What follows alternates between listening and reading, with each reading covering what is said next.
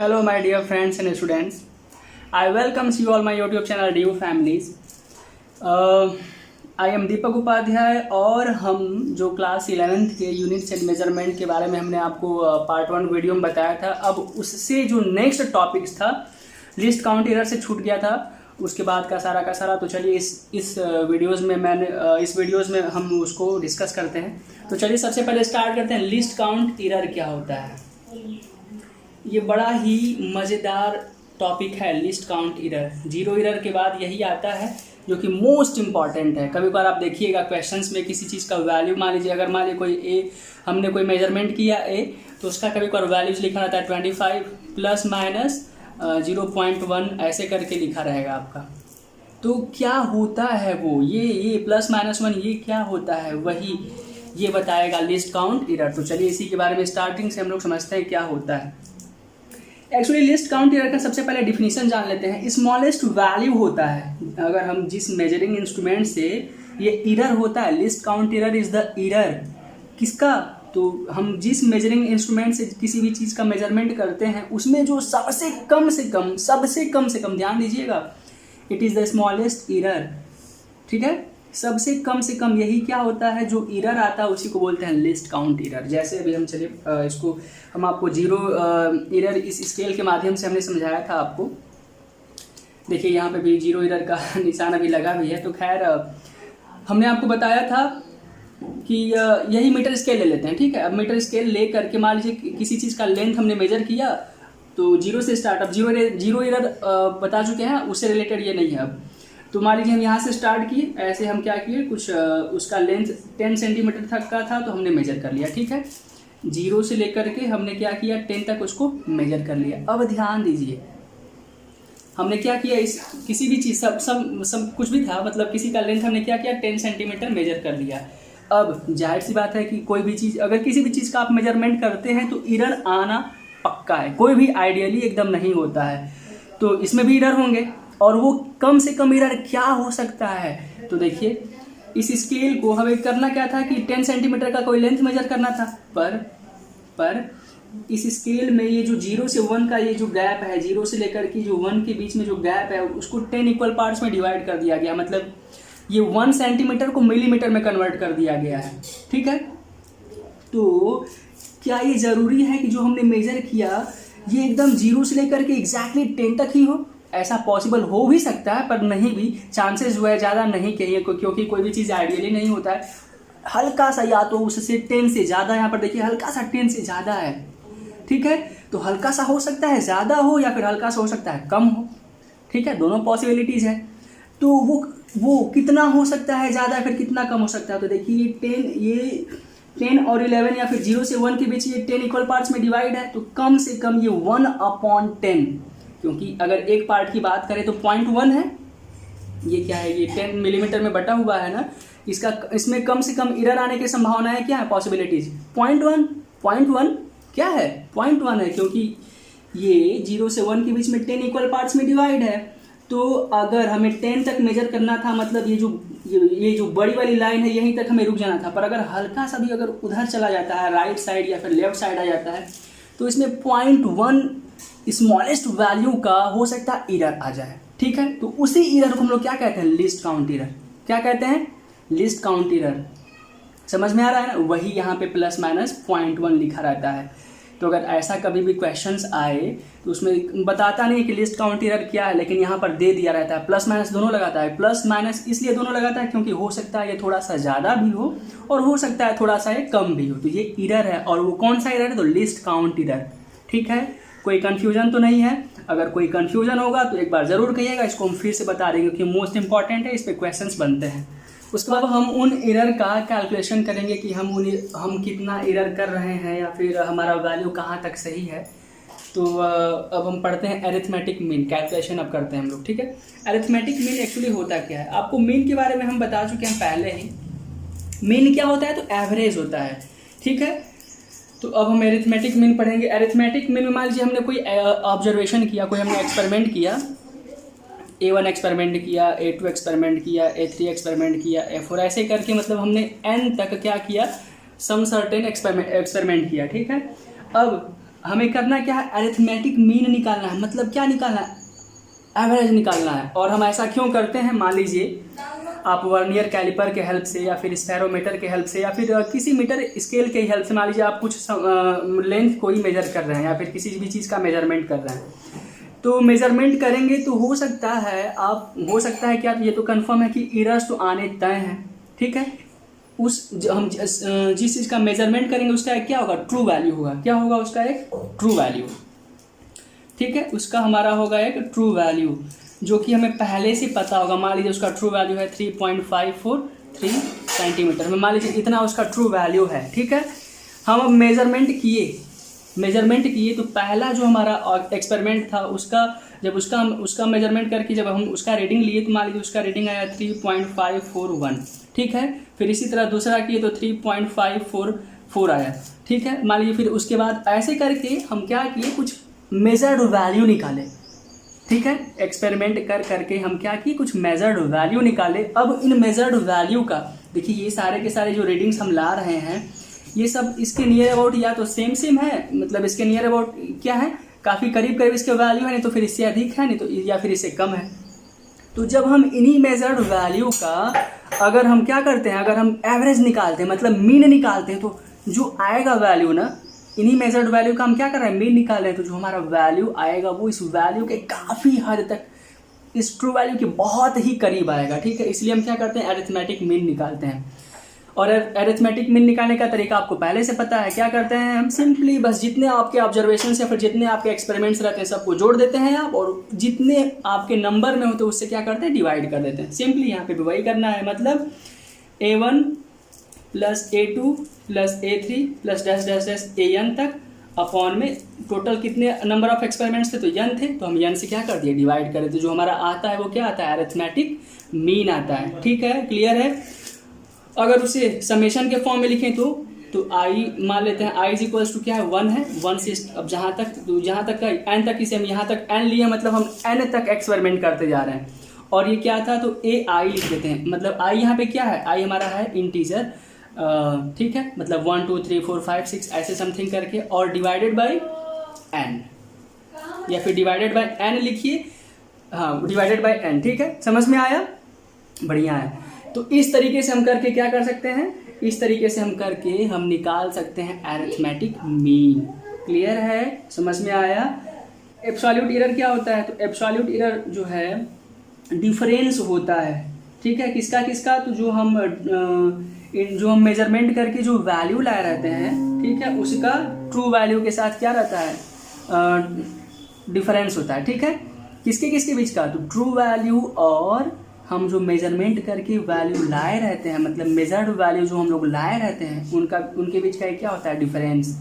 Clear है, it is the difference between किसके, तो measured value and true value of the experiment. Clear है। तो और ट्रू वैल्यू में हम क्या लेंगे, तो ट्रू वैल्यू में वही हम अरिथमेटिक मीन लेंगे, क्योंकि ये जो अरिथमेटिक मीन है उस ट्रू वैल्यू के काफ़ी करीब रहेगी, बहुत ही ज़्यादा करीब, ठीक है। तो यही ट्रू वैल्यू हम अरिथमेटिक मीन को मान लेते हैं, ठीक है। और मान करके क्या करते हैं, अब जो हम इंडिविजुअली एक्सपेरिमेंट करके जो ऑब्जर्वेशन लाए थे, एक्सपेरिमेंट करके रीडिंग्स A1 A2 इसमें से क्या करते हैं, उसको माइनस करते हैं, ठीक है। तो हमारा क्या आता है, एब्सोल्यूट एरर। डेल्टा A1 = क्या हो जाएगा, इसको हम लोग रिप्रेजेंट करते हैं डेल्टा से, डेल्टा A1 ये हमारा पहला ऑब्जर्वेशन का उसका क्या है, डिफरेंस है, A1 - A मीन, ठीक है। ऐसे ही जितने एक्सपेरिमेंट हम करेंगे वहाँ तक ले लेंगे A2 - A मीन। हाँ ध्यान दीजिएगा, हो सकता है ये वैल्यू निगेटिव भी आ सकता है, पॉजिटिव भी आ सकता है, तो कोई नहीं, आपको हमेशा क्या करना है, पॉजिटिव लेकर चलना है। जो वैल्यू आएगा उसका हमेशा आपको क्या लेकर, उस वैल्यू जो वैल्यू आएगा सिंपली हो सकता है नेगेटिव या पॉजिटिव में हो, नेगेटिव को हटा दीजिएगा, सिंपली आपको बस केवल क्या लेकर चलना है, पॉजिटिव वैल्यू, ठीक है। आपको साइंस यहाँ पे मतलब नहीं है। फिर इसी तरह डेल्टा A3 निकाल लीजिए, यानी A3 - A मीन। इसी तरह जो है डेल्टा AN निकाल लीजिए, तो AN - A मीन, ठीक है। एक बार फिर से बता रहे हैं आपको कौन सी वैल्यू लेनी है इसकी, तो पॉजिटिव वाली, भले ही ये नेगेटिव में आए, ठीक है, आपको कौन सी लेनी है, पॉजिटिव में। और अगर पॉजिटिव आएगी तो फिर बढ़िया, कोई दिक्कत नहीं है। अब इसके बाद हम क्या निकालते हैं, mean absolute error. Mean absolute error एकदम सेम टू सेम इसके जैसा है। कैसे, देखिए हमने निकाला क्या था, एब्सोल्यूट एरर निकाला था ना, जो एब्सोल्यूट एरर आए थे उसके वैल्यू को एकदम मीन है, बस सिंपली कुछ करना नहीं है, एकदम इसी के जैसा, उसको जोड़ दीजिए और जितने नंबर ऑफ एक्सपेरिमेंट्स उसे डिवाइड कर दीजिए, जो आता है वही क्या हो जाता है, मीन एब्सोल्यूट एरर। ठीक है, मतलब हमने जो निकाला था उसका value delta A1 plus delta A2, देखिए हम सब मॉड में लेकर चल रहे हैं, मतलब हमारा भले ही एब्सोल्यूट एरर अगर नेगेटिव में आए उसको हम क्या कर लेंगे, पॉजिटिव में लेकर चलेंगे, अगर पॉजिटिव में आता है तो बढ़िया बढ़िया फिर। ठीक है, इसी तरह हम कहाँ तक जाएंगे, डेल्टा AN तक जाएंगे, और n एक्सपेरिमेंट्स थे हमारे, इसलिए n से क्या कर देंगे, डिवाइड, तो हमारा क्या आ जाएगा, मेन एब्सोल्यूट एरर। या फिर इसको अगर हम समेशंस के टर्म में लिखना चाहें तो फिर कोई नहीं, i = 1 हो गया, n तक लेकर चले तो n हो गया डेल्टा AI अपॉन में n। क्लियर है, समझ में आ रहा है ना, बहुत बढ़िया। अब अगर हम कोई सिंगल मेजरमेंट करते हैं तो उसका एरर कहाँ से कहाँ तक हो सकता है, तो उसका एरर A मीन मतलब arithmetic mean plus minus delta A mean मतलब मेन एब्सोल्यूट एरर। ठीक है, ये हो सकता है। अब मतलब कहाँ अगर सही तरीके से दिखाना चाहे तो उसको हम लिख सकते हैं A mean minus delta A mean से A इस एक्सपेरिमेंट से कम या फिर बराबर भी हो सकता है, और कहाँ तक, तो A mean plus delta A mean. Errors in दोनों के बीच में हो सकते हैं, किसी भी सिंगल मेजरमेंट अगर हम करते हैं तो उसके एरर ये और यहाँ तक हो सकता है, उसका ये इनइक्वालिटी है, रेंज बता रहे हैं हम आपको, वो कहाँ से कहाँ तक उसका हो सकता है एरर होने के चांसेस। और अगर आपको रिलेटिव एरर निकालना है तो बड़ा ही आसान है। अगर आपको रिलेटिव एरर निकालना है तो सिंपली अभी तक आप क्या क्या निकाल चुके हैं, मीन एब्सोल्यूट एरर निकाल चुके हैं, अरिथमेटिक मीन निकाल चुके हैं, बस आपको करना क्या, मीन एब्सोल्यूट एरर में सिंपली आपको क्या करना है, डिवाइड कर देना है अरिथमेटिक मीन से। ठीक है, समझ में आया, तो आपका क्या आ जाएगा, रिलेटिव एरर। और अगर परसेंटेज रिलेटिव एरर निकालना है कोई बात नहीं है, 100 का क्या कर दीजिए, मल्टीप्लाई, तो जो आपका आता है वो क्या हो जाता है, परसेंटेज रिलेटिव एरर। क्लियर है, तो ये था आपका एरर कि हम कैसे कैलकुलेट करेंगे अगर हमें कह दिया अरिथमेटिक मीन निकालने के लिए, या फिर मेन एब्सोल्यूट एरर निकालने के लिए, या फिर अगर कह दिया कि अगर आप सिंगल मेजरमेंट करते हैं तो उसके जो एरर होने के चांसेस हैं वो कहाँ से कहाँ तक हो सकते हैं, या फिर रिलेटिव एरर या फिर परसेंटेज रिलेटिव एरर निकालने के लिए कह दे तो आप ऐसे कर सकते हैं। ठीक है, अब उसके बाद हम लोग पढ़ेंगे उन एरर का कॉम्बिनेशन करके एज अ सम या फिर डिफरेंस या फिर एज अ प्रोडक्ट या फिर डिवीजन के तौर पे। तो चलिए हम वो पढ़ते हैं। अब combination of errors. Combination of error में हम ये समझेंगे कि अगर हम किसी भी चीज़ का एडिशन करते हैं, सब्ट्रैक्शन या मल्टीप्लिकेशन या डिवीजन करते हैं तो एरर कितना अधिक या कम आ सकती है, तो उसी को हम इस कॉम्बिनेशन ऑफ एरर्स में समझेंगे। तो सबसे पहले हम एडिशन के बारे में पढ़ लेते हैं। ठीक है, अब ध्यान दीजिएगा। ठीक है, अब मान लीजिए कि हमने कोई एक्सपेरिमेंट किया और एक्सपेरिमेंट करके कोई हमने वैल्यू निकाला, मेजर्ड वैल्यू। तो जब हम उसका कोई एक्सपेरिमेंट ए है, जब उसका हम क्या किए, कोई हम उस एक्सपेरिमेंट को अगर हम मेज़र किए तो उसका क्या आया, मेजर्ड वैल्यू ए प्लस माइनस डेल्टा ए। कैसे, देखिए ये क्या है हमारा मेजरिंग, जब हम उसका मेजरमेंट किए हैं, ये मेजर्ड वैल्यू है, हम जो मेजर किए हैं, तो उसमें क्या होगी, एक ट्रू वैल्यू होगी। ट्रू वैल्यू का मतलब लगभग हम उसके काफ़ी करीब होंगे जिसका मेजरमेंट किए हैं। और काफ़ी करीब का मतलब क्या, एग्जैक्टली वो तो ट्रू वैल्यू है नहीं, मतलब कुछ एरर्स उसमें हैं, वो कितने हैं, तो प्लस माइनस डेल्टा ए हमने मान लिया। ठीक है, ये delta A is the error, smallest error. ठीक है, ये क्या है, उसका स्मॉलेस्ट एरर है। ठीक, हमने 2 एक्सपेरिमेंट किया। ठीक है, अब जाहिर सी बात है एडिशन के लिए कर रहे हैं तो 2 एक्सपेरिमेंट करेंगे या फिर 2 से ज़्यादा करेंगे, तभी ना उसको ऐड करके देखा जाएगा कितना एरर आ रहा। ठीक उसी तरह मान लीजिए हमने क्या किया, फिर कोई बी एक्सपेरिमेंट था, उसका भी हमने क्या किया, मेजर्ड वैल्यू निकाला। जाहिर सी बात है जब मेजर्ड वैल्यू निकालेंगे तो सेम टू सेम इसके जैसा भी क्या होगा, उसमें एक ट्रू वैल्यू होगी और कुछ ना कुछ उसमें अनसर्टेनिटी होगा।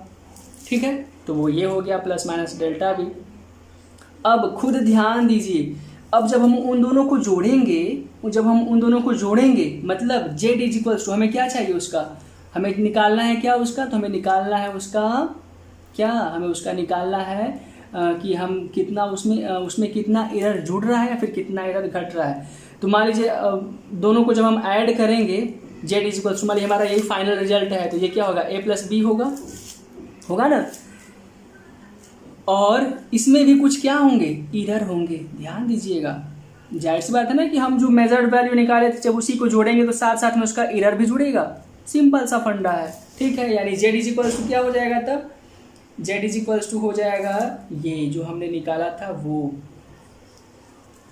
और इसमें भी हम क्या करेंगे, प्लस माइनस डेल्टा जेड करेंगे। क्यों प्लस माइनस डेल्टा जेड, क्योंकि हम इसी को जोड़ रहे हैं तो उसमें जो एरर है जाहिर सी बात है वो इसमें भी आएगा, इसलिए मैं इसको क्या कर दिया, प्लस माइनस डेल्टा जेड से रिप्रेजेंट कर दिया उस एरर को। यानी इज इक्वल्स टू हो जाएगा, इसको हम क्या कर देंगे, आपस में जोड़ देंगे, A plus minus delta A, हम ऐड कर रहे हैं A M plus B M को, A M plus B M को हम क्या कर रहे हैं, ऐड कर रहे हैं, ठीक है। तो प्लस माइनस नहीं, हम ऐड करें तो प्लस का साइन लगाएंगे, फिर ये बी एम वाला यानी B plus minus delta. Clear है, समझ में आ रहा है। अब हम करते क्या है, जो हमारा ट्रू वैल्यू था मतलब ए और बी उसको एक साथ कर लेते हैं, यानी Z is equals to Z plus minus delta Z is equals to हो जाएगा A plus B plus minus delta A plus minus delta B. Clear है, समझ में आ रहा है ना। देखिए ए और बी को हमने एक साथ कर लिया प्लस के फॉर्म में, और plus minus delta A plus minus delta B को एक साथ हमने कर लिया। अब जेड इज इक्वल्स टू भी हम स्टार्टिंग में बताए थे, अगर ये हमारा मेजर्ड वैल्यू है तो जाहिर सी बात है कि इसमें हमारा ट्रू वैल्यू को हम क्या करेंगे, आपस में ऐड करेंगे। यानी जेड की हम ये लिख सकते हैं ए प्लस क्या बी लिख सकते हैं, प्लस माइनस बाकी जैसे का तैसे सब फिर उतार दीजिए।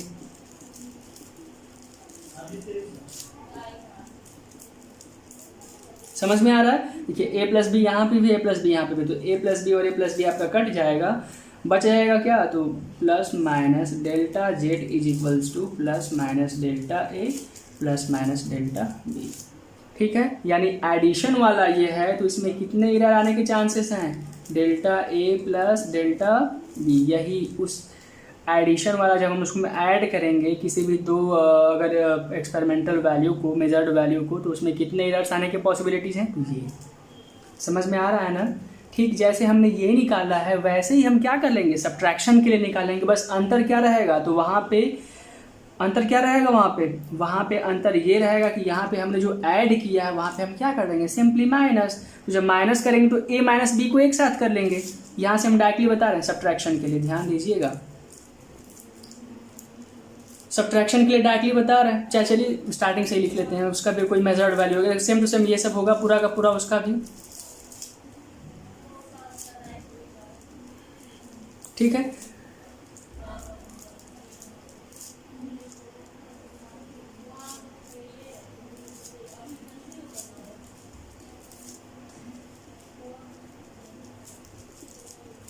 देखिए अब यहाँ पे माइनस लगेगा क्योंकि हम क्या करें, सब्ट्रैक्शन के लिए निकाल रहे हैं।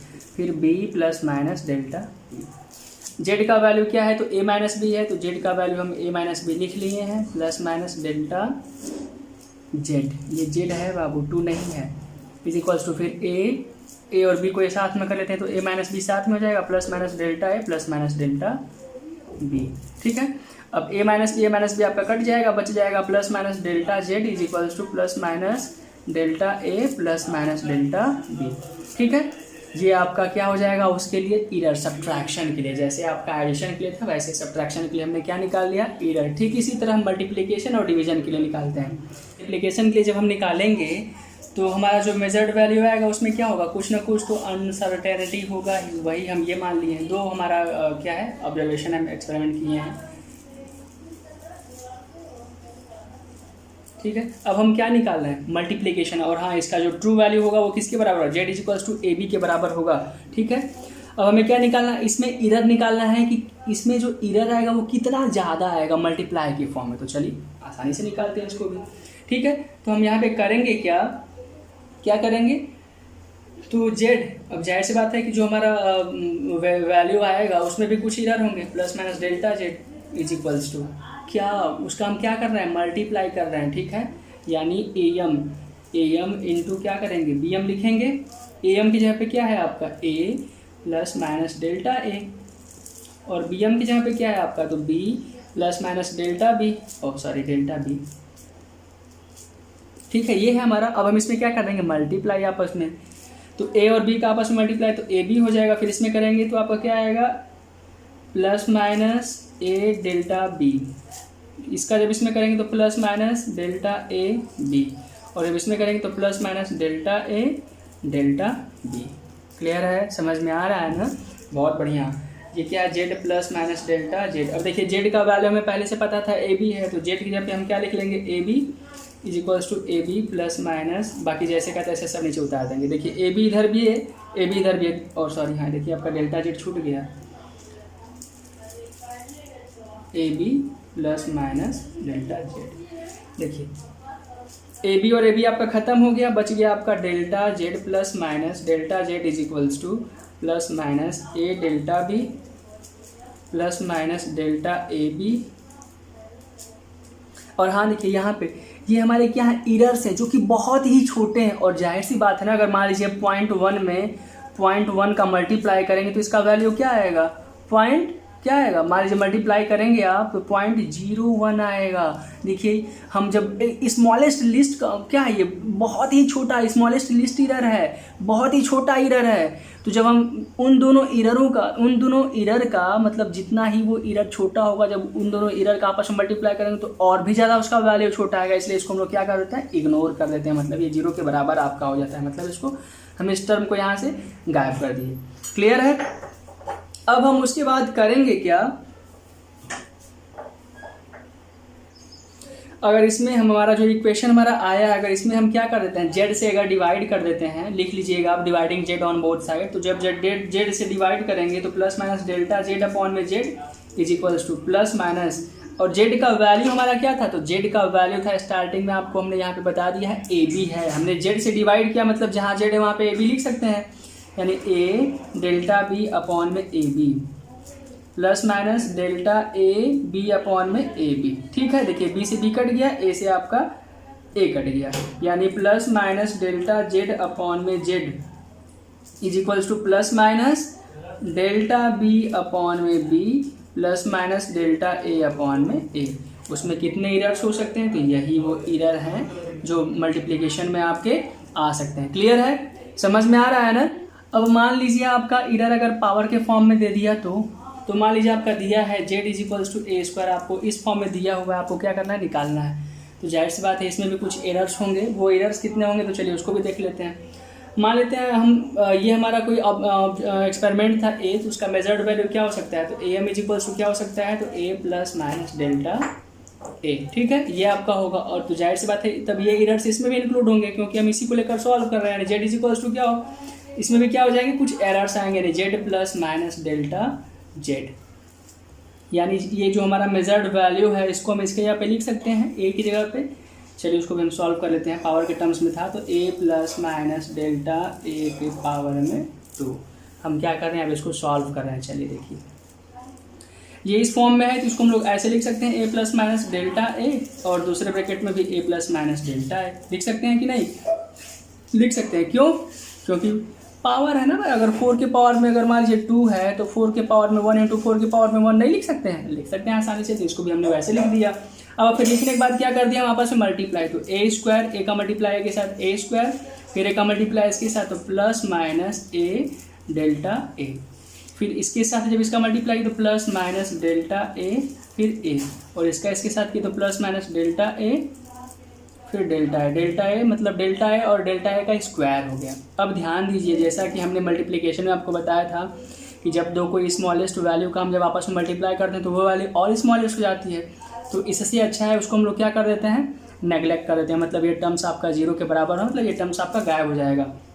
और स्टार्टिंग में Z is equals to A square दिया हुआ था, ठीक है, तो यहाँ पे जेड इज इक्वल्स टू हम क्या लिख सकते हैं, ए स्क्वायर, तो A square plus minus delta Z. देखिए ए स्क्वायर से ए स्क्वायर आपका क्या हो गया, गायब हो गया, यानी plus minus delta Z is equals to हो जाएगा। और देखिए ए डेल्टा ए दोनों सेम सेम है, तो ये क्या हो जाएगा, plus minus 2 A delta A, ये हो गया।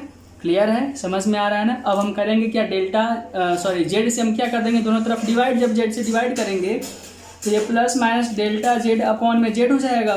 और जेड का वैल्यू अभी तो आपको पता है ए स्क्वायर है, तो हम जहाँ पे जेड का डिवाइड करेंगे उसकी जगह पे हम जेड की जगह पे हम ए स्क्वायर लिख लेते हैं। तो plus minus 2a delta A upon में ए स्क्वायर। देखिए ए से एक कट गया, आपका क्या हो गया, plus minus delta Z upon में Z plus minus 2 delta A upon में ए।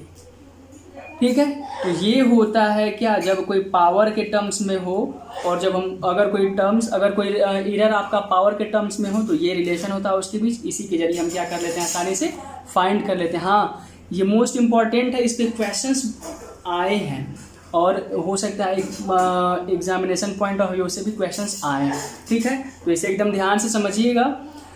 कभी अगर मान लीजिए इसी के बेसिस पे, अगर मान लीजिए आपका जेड इज इक्वल्स टू दिया है आपका ए के पावर पी बी के पावर क्यू अपॉन में मान लीजिए आर के पावर में कैपिटल आर दिया हुआ है। ठीक है, अगर ऐसे दिया हुआ है तो अगर हमें इस टर्म्स में लिखना है, मतलब उसमें कितना एरर है, अगर ये निकालना है तो कैसे निकालेंगे, बहुत आसान है। डेल्टा जेड अपॉन में plus minus delta Z upon में जेड होगा। पी की पावर में देखिए यहाँ पर जो पावर में था वो क्या हो गया, इधर आ गया, आपका मल्टीप्लिकेशन के फॉर्म में हो गया। तो यहाँ पे भी जो पावर उसको हम क्या कर लेंगे, मल्टीप्लिकेशन में कर लेंगे, और ये क्या हो जाएगा, डेल्टा ए अपॉन में ए। क्लियर है, प्लस माइनस लगा लीजिएगा आप, ये हो गया। अब उसके बाद इसको मिटा देते हैं, थोड़ा सा नोट कर लीजिएगा आप, वीडियो को पॉज करके इसको मिटा करके यहाँ पे बताते हैं। फिर यहाँ ये क्या हो जाएगा, प्लस माइनस क्यू जो पावर में उसका मल्टीप्लाई हो जा रहा है, आप यहाँ पे देखे ही हैं, तो क्यू डेल्टा बी अपॉन में बी, और ये भी क्या हो जाएगा। अब ऐसा मत सोचिएगा कि इसको जब हम ऊपर लेकर जाएंगे तो माइनस माइनस होगा, नहीं, यहाँ पे भी क्या हो जाएगा, plus minus R delta R upon में आर। क्लियर है, तो ये बन जाएगा आपका, मतलब जो पावर के टर्म्स में सिंपली हम उसका आपस में क्या कर देते हैं, इधर ला के मल्टीप्लिकेशन के फॉर्म में ला करके उसको हम सॉल्व करके, और उसमें कितने एरर्स होने के पॉसिबिलिटीज़ हैं ये हम आसानी से निकाल लेते हैं। इस पर क्वेश्चंस आपके आए भी हैं, क्वेश्चंस एकदम अच्छे से पढ़ के, बढ़िया से पढ़ के उसको लगाइए, और जो नहीं आ रहा उसको पूछिए, और क्वेश्चंस को छोड़िएगा नहीं, बहुत ही इंपॉर्टेंट क्वेश्चन है, पक्का इसे मान कर चलिए। एक क्वेश्चन या तो 1 नंबर में तो पूछेगा ही पूछेगा, 3 नंबर में भी चांसेस हैं पूछने के। तो अब ये सब आपका जितने भी एरर्स थे, एरर को कंबाइंड फॉर्म में या फिर एडिशन, मल्टीप्लिकेशन, डिवीजन और पावर के फॉर्म्स में जितने भी कैसे कैसे हम लोग एरर निकालते हैं सब आपको बता दिया हमने। अब सिग्निफिकेंट नंबर और डायमेंशनल इक्वेशन ये सब क्या होता है, चलिए उसके बारे में देख लेते हैं, बस आपका यही टॉपिक में बचा हुआ है। सिग्निफिकेंट फिगर की अगर बात करें तो सबसे पहले उसका डिफिनीशन जान लेते हैं। Each of the digits of a number that are used to express it to the required degree of accuracy, starting from the first non-zero digit। ठीक है, इसे हम क्या कहते हैं, सिग्निफिकेंट नंबर। सिंपल सा फंडा है, सिग्निफिकेंट नंबर एक्चुअली बड़ा ही आसान है। कभी कभार लगता है क्या है ना कि उतने सारे रूल्स दे दिए रहते हैं तो देखकर आदमी घबरा जाता है, नहीं, बहुत रिलैक्स होकर एकदम ध्यान से देखिए, बहुत ही मज़ेदार है। सबसे पहले ये जान लीजिए कि नॉन जीरो डिजिट्स का हम क्या करते हैं, नॉन जीरो डिजिट्स का यूज़ करके या फिर किसी ऐसे डिजिट का यूज़ करके जिसे हम क्या करते हैं, डिग्री ऑफ एक्यूरेसी को क्या करते हैं, बताते हैं। उसी जो है डिजिट को हम लोग क्या कहते हैं, सिग्निफिकेंट नंबर। और सिग्निफिकेंट नंबर कौन कौन से हो सकते हैं, तो non zero are significant number. और नॉन जीरो नंबर कौन कौन से होते हैं, डेसिमल नंबर सिस्टम याद करिए, तो कौन कौन से होते हैं, पूरे 10 होते हैं डेसिमल नंबर सिस्टम। कौन कौन से, तो 0 से लेके 0, 1, 2, 3, 4, 5, 6, 7, 8, 9, ये पूरे कितने हो गए, 10 हो गए। इसमें तो नॉन जीरो डिजिट्स आसानी से मैं 1 से लेकर 9 तक पता है, 9 हो गए। लेकिन ये 0 का क्या, अगर नॉन जीरो डिजिट की बात आएंगे तो पूरे के पूरे क्या होंगे, सिग्निफिकेंट नंबर होंगे, सिग्निफिकेंट फिगर होंगे। लेकिन अगर 0 की बात करें तो 0 क्या, तो चलिए 0 के बारे में हमने इतना बनाया है आपके लिए, बड़ा ही आसान है, फटाक से समझ जाएंगे। जीरोस देखिए ये 3 फॉर्मेट में हो सकते हैं, या तो ट्रैप्ड होंगे, या तो लीडिंग होंगे, या तो ट्रेलिंग होंगे। और ट्रेलिंग में भी 2 प्रकार के, डेसिमल, दोनों डेसिमल। अब चलिए उसको समझिए, पहले हम ट्रैप्ड समझ लेते हैं। ट्रैप्ड का मतलब जैसे मान लीजिए ये एग्जाम्पल के थ्रू हम आपको समझाना चाह रहे हैं, किसी भी 2 नॉन जीरो नंबर के बीच में यदि आपका क्या हो, 0 बधा हुआ हो। देखिए ट्रैप्ड का मतलब क्या होता है, ट्रैप्ड, किसी भी चीज़ को पकड़ना। ठीक है, तो देखिए 2 नॉन जीरो डिजिट के बीच में क्या है आपका, 1 0। तो अगर ऐसे करके अगर कहीं कोई डिजिट है तो पूरे की पूरे क्या कहलाएंगे, सिग्निफिकेंट नंबर। यानी यहाँ पे टोटल कितने सिग्निफिकेंट नंबर हैं, तो 3 है। कितने हैं, 3 है। ध्यान दीजिएगा, ध्यान से सुनिएगा, नहीं आएगा फिर से बता दीजिएगा। सेम टू सेम यहाँ पे भी बड़ा आसान है। देखिए स्टार्टिंग में नॉन जीरो नंबर है और लास्ट में भी नॉन जीरो नंबर है, तो जब किसी भी नॉन जीरो नंबर के अगर बीच में जीरो होता है तो उसे ट्रैप्ड जीरोज कहते हैं, और वो पूरे की पूरे क्या कहलाते हैं, सिग्निफिकेंट नंबर। यानी यहाँ पे टोटल कितने डिजिट है 5, यानी इसके क्या हो जाएंगे 5 क्या हो जाएगा इसका सिग्निफिकेंट नंबर। समझ में आ रहा है ना, बहुत बढ़िया। अब लीडिंग की बात करें, लीडिंग का मतलब जैसे देखिए आपका ये वाला है लीडिंग में जैसे मान लीजिए 0.00001 अगर हम ये ले लिए तो देखिए इसमें लीडिंग का मतलब क्या है, ये जीरो से ही स्टार्ट हो रहा है, ठीक है, जीरो से ही स्टार्ट हो रहा है ना, तो ऐसे जो है जीरोज को हम लोग क्या बोलते हैं लीडिंग, तो उसको हम लोग सिग्निफिकेंट में काउंट नहीं करते हैं, कभी भी वो सिग्निफिकेंट नहीं होता है, ठीक है, नॉन सिग्निफिकेंट कहलाता है। इसमें केवल 1 हमारा क्या कहलाएगा सिग्निफिकेंट, तो इसमें टोटल कितने सिग्निफिकेंट नंबर है, तो केवल 1। समझ में आ रहा है ना, पक्का, बढ़िया। अब ट्रेलिंग की बात करें तो ट्रेलिंग हमारा डेसिमल पॉइंट में जब अगर जीरोज लगे होते हैं तो उस प्रकार की अगर हम जीरोज को क्या बोलते हैं ट्रेलिंग, मतलब जैसे देखिए आपका यहाँ पे दिया हुआ है 600.00। ध्यान दीजिए डेसिमल पॉइंट के बाद 0 जीरोज है, उसके पहले हमारा क्या है एक नॉन जीरो डिजिट है। तो अगर ऐसे कहीं समथिंग आपका रहेगा तो उसमें जितने भी आपके फिगर्स होंगे सारे के सारे क्या कहलाएंगे सिग्निफिकेंट। तो यहाँ पे टोटल कितने हैं तो 5, यहाँ पे कितने हैं टोटल 5, यानी यहाँ पे क्या हो गया 5 सिग्निफिकेंट नंबर हो गया। अब यहाँ पे बात करें अगर 6.320, आसानी से देखिए पॉइंट के बाद आपका क्या है, अगर पॉइंट के बाद नॉन जीरो नंबर है और नॉन जीरो नंबर के पॉइंट के बाद आपका जीरोज है तो उसको भी हम क्या करते हैं काउंट कर लेते हैं, यानी यहाँ पे टोटल कितने सिग्निफिकेंट नंबर है तो 4। समझ में आ रहा है।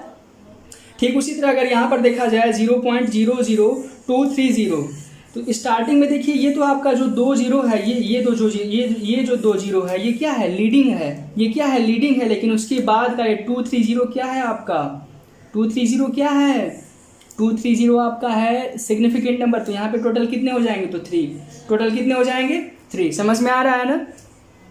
अगर ऐसे कहीं है देखिए ये भी क्या है ट्रेलिंग है पर लीडिंग कहलाएगा ये भी, क्योंकि स्टार्टिंग में भी क्या है इसके जीरोज लगा हुआ है और बाद में यहाँ पे क्या 3 है, तो इसमें टोटल सिग्निफिकेंट नंबर कितने हैं 1। समझ में आ रहा है ना, बहुत बढ़िया। कभी बार पावर और में दे देता है, तो पावर में जब देगा ना बाबू तो पावर को हम कभी काउंट नहीं करते, पावर को इग्नोर करिए और ये जो आपका दिया रहता है उसको हम काउंट करते हैं। तो यहाँ पे टोटल कितने सिग्निफिकेंट नंबर हैं तो 2, ठीक है, समझ में आ रहा है। और अगर ऐसे दे दिया बहुत बढ़िया, अभी हमने बताया था आपको ये ट्रैप्ड जीरोज भी हैं और ट्रेलिंग भी है। ट्रैप्ड में क्या तो 1 जीरोज देखिए ट्रैप है और बाकी 2 अभी बताया ना हमने। अब नॉन जीरो की अगर पॉइंट वाले में अगर नॉन जीरो के बाद भी जीरो तो वो भी क्या कहलाता है सिग्निफिकेंट, यानी टोटल यहाँ पे कितने हैं 5। क्लियर है, समझ में आ रहा है ना, बहुत बढ़िया। तो ये पूरा का पूरा आपका क्या है सिग्निफिकेंट नंबर, हम कैसे किसी भी नंबर सिस्टम में हम जान पाएँ कितने टोटल वहाँ पे सिग्निफिकेंट नंबर हैं, ठीक है। डायमेंशन क्या होता है, तो it is a power of a physical quantity to which the base quantities are arranged to represent that quantity. बड़ा ही आसान है, मतलब जिस हम बेस क्वांटिटीज़ के बारे में हम पहले डिस्कस कर चुके हैं। बेस क्वांटिटीज़ टोटल होते हैं 7, आपको हम बताए थे लेंथ, टाइम, इलेक्ट्रिक करंट, मास, ये सब बता चुके हैं। वही उसके टर्म्स में हम क्या करते हैं पावर, किसी भी फिजिकल क्वांटिटी के क्या होता है base, it is powers of a physical quantity to which the base quantities are represent। ठीक है, हम किसी भी क्वांटिटी को रिप्रेजेंट करने के लिए जो पावर्स में लगाते हैं ना उसी को हम लोग क्या बोलते हैं डायमेंशंस, ठीक है। और किसी भी डायमेंशन को अगर हमें रिप्रेजेंट करना है तो हमेशा हम बिग ब्रैकेट का यूज़ करते हैं। किसका, तो बिग ब्रैकेट का।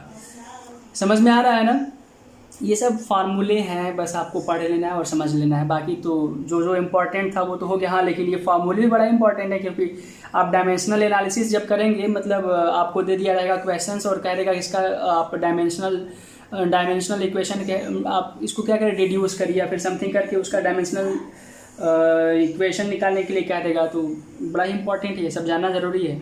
डायमेंशनल फार्मूला क्या होता है, तो the expression which shows how and which of the base quantities represent the dimensions of a physical quantity.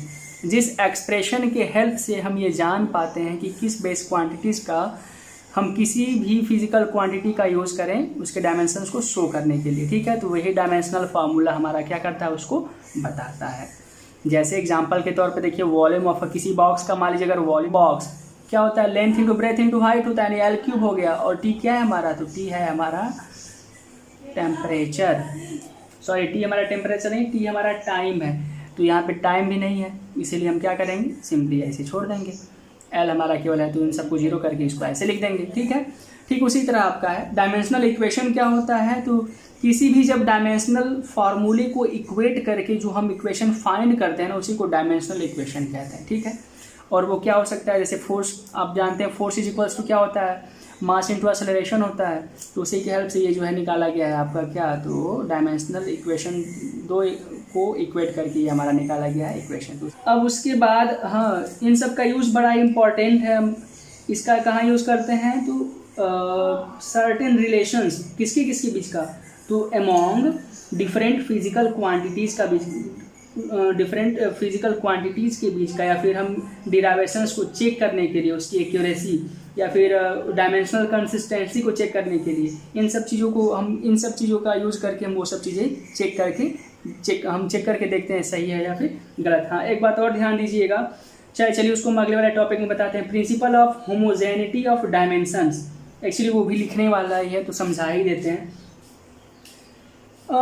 ये बताता क्या है, तो ये बताता है it states the magnitude of physical quantity may be added together और subtracted from one another only if they have the same dimensions. देखिए, आप ऐड या सब्ट्रैक्ट अगर करना होता है, मल्टीप्लाई तो मान लीजिए, तो अगर यूनिट हो, अगर अलग अलग यूनिट हो, डिफरेंट हो, तो मल्टीप्लाई तो हो जाता है, पर अगर ऐड या सब्ट्रैक्ट करना है तो principle of homogeneity of dimensions क्या बताता है कि ये तभी पॉसिबल है जब हम क्या करें, जब हम उन दोनों का यूनिट अगर सेम हो, मतलब डायमेंशंस उन दोनों का सेम हो, तभी हम उसको या तो ऐड कर सकते हैं या तो सब्ट्रैक्ट कर सकते हैं। यही हमारा क्या करता है, principle of homogeneity of dimensions बताता है हमें, ठीक है। और इसका यूज़ करते हैं हम, होमोजेनिटी का यूज़ करते हैं इक्वेशन की करेक्टनेस को चेक करने के लिए, ठीक है। क्लियर है, समझ में आ रहा है, बहुत बढ़िया। और एक बात और, डायमेंशनल कंसिस्टेंसी कभी भी ये गारंटी नहीं लेता है कि जो इक्वेशन है वो सही हो, ठीक है। अगर मान लीजिए हम कोई इक्वेशन फाइंड किए और उस इक्वेशन का कोई हमारा जो है डायमेंशंस आ गया, ठीक है, तो ये ज़रूरी नहीं है कि वो सही ही हो सकता भी है सही और गलत भी हो सकता है, लेकिन अगर गलत डायमेंशंस अगर उसका आया तो ये 100% है कि गलत होता है। तो ये ध्यान दीजिएगा, बहुत ही इंपॉर्टेंट है। उसके बाद चलिए क्वेश्चंस हम करा देते हैं। Principle of homogeneity of dimensions हम यहाँ पे लिख के नहीं बताएं, आप इग्नोर नहीं करिएगा, उसको लिख के बढ़िया से ध्यान से समझ लीजिएगा। मान लीजिए कोई क्वेश्चन है हाफ mv², मान लीजिए काइनेटिक एनर्जी है और आपको चेक करना है कि काइनेटिक एनर्जी क्या पोटेंशियल एनर्जी के बराबर होता है। आपको चेक करके डायमेंशंस की हेल्प से चेक करके आपको बताना है कि क्या ये सही है या गलत है। तो चलिए चेक करते हैं। आप जानते हैं पहले से, या फिर हम शायद बताना भूल गए हैं, ट्रिग्नोमेट्रिक हो या लॉगरिथम्स हो या फिर एक्सपोनेंशियल फंक्शंस हो, वो सारे के सारे क्या होते हैं, डायमेंशन लेस होते हैं, ठीक है। और क्या क्या हो सकते हैं डायमेंशन लेस, तो प्योर नंबर अगर हो, या फिर अगर किसी सिमिलर फिजिकल क्वांटिटी का अगर रेशियो हो, या फिर रिफ्रैक्टिव इंडेक्स हो, वो सारे के सारे क्या होते हैं, टोटल डायमेंशन लेस होते हैं। ध्यान दीजिएगा जो बोले हैं। अब उसके बाद इसके बेसिस पे हम चलिए उसको चेक करते हैं डायमेंशंस के हेल्प से कि क्या ये इक्वेशन करेक्ट है या फिर गलत है। तो नंबर्स, ये प्योर नंबर है, कोई डायमेंशन नहीं होगा, इसको हटा देते हैं। मास है, मास का डायमेंशन क्या होता है, तो m, कैपिटल M, ठीक है।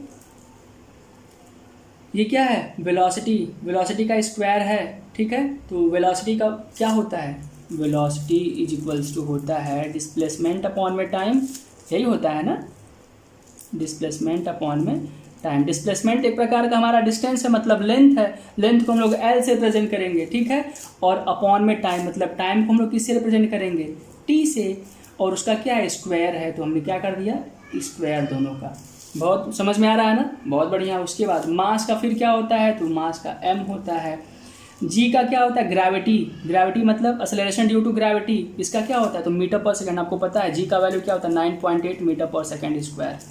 तो मीटर का हो गया आपका L, और सेकेंड स्क्वायर मतलब T का स्क्वायर, यानी L/T का स्क्वायर। और हाइट मतलब लेंथ, यानी क्या हो जाएगा, इसका भी L। क्लियर है। अब सबको एक साथ कर लेते हैं। M L स्क्वायर और T स्क्वायर है, जब ये ऊपर जाएगा मतलब तो ये क्या हो जाएगा, T पर power -2 is equals to M L और एल यहाँ पे 2 है, मल्टीप्लाई के फॉर्म में है, तो एल स्क्वायर हो जाएगा, और टी पर पावर 2 नीचे की तरफ है, जब उसको ऊपर लेंगे तो टी की पावर -2 हो जाएगा। देखिए हमारा लेफ्ट साइड RHS यानी लेफ्ट RHS के क्या हो गया, बराबर हो गया। यानी ये तो हमारा क्या है, डायमेंशन स्केल से हमने चेक करके देखा, तो ये हमारा क्या आपस में बराबर है। यानी हम ये कह सकते हैं कि काइनेटिक एनर्जी और पोटेंशियल एनर्जी क्या होता है, आपस में बराबर।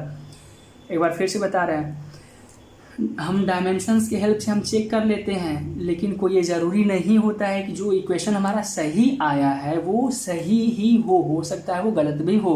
लेकिन अगर कोई इक्वेशन अगर हम फाइंड किए और डायमेंशन के हेल्प से अगर वो गलत है, मतलब LHS RHS के बराबर नहीं हुआ, तो ये 100% है कि वो गलत होगा। ठीक है, तो अब ये पूरा का पूरा आपका जो यूनिट्स एंड डायमेंशंस चैप्टर था, चैप्टर 2 क्लास 11th का, वो पूरा का पूरा हो गया है समाप्त। अब बच गया है केवल इसका न्यूमेरिकल्स, वो हमने आपको नहीं बताया, लेकिन जितने भी उससे रिलेटेड न्यूमेरिकल को लगाने के लिए जितने भी कॉन्सेप्ट की ज़रूरत है सारा का सारा हमने डिस्कस कर दिया है। तो दीपिका बाबू अब क्वेश्चंस आप लगा सकती हैं, और जितने भी क्लास 11th में पढ़ने वाले बच्चे हैं सारे के सारे क्वेश्चंस लगा सकते हैं, और अगर नहीं आए तो वो क्वेश्चंस हमसे पूछें, ताकि हम अगले वीडियोज़ में उसको बना करके अपलोड कर देंगे, तो फिर आप लोग उसको देख लीजिएगा। देखिए बार बार ये लॉकडाउन बढ़ता चला जा रहा है, और इस कारण बहुत लोगों को दिक्कत हो रहा है। तो जो स्टूडेंट हैं कम से कम इसका यूज़ करें, फ़ायदा उठाएं, और खूब पढ़ें, मन से पढ़ें, और जो क्वेश्चंस ना आए पूछते रहें, एक्सरसाइज भी करते रहें और हेल्दी भी रहें। Okay, bye bye. हाँ, एक बात और, हम चैप्टर इस यूनिट्स एंड मेजरमेंट का हमने नोट्स बनाया है, उस नोट्स का लिंक हम डिस्क्रिप्शन में दे देंगे। आप अगर वहाँ से जाकर अगर डाउनलोड करना चाहें तो आप डाउनलोड कर सकते हैं। Okay, see you in the next videos, bye bye.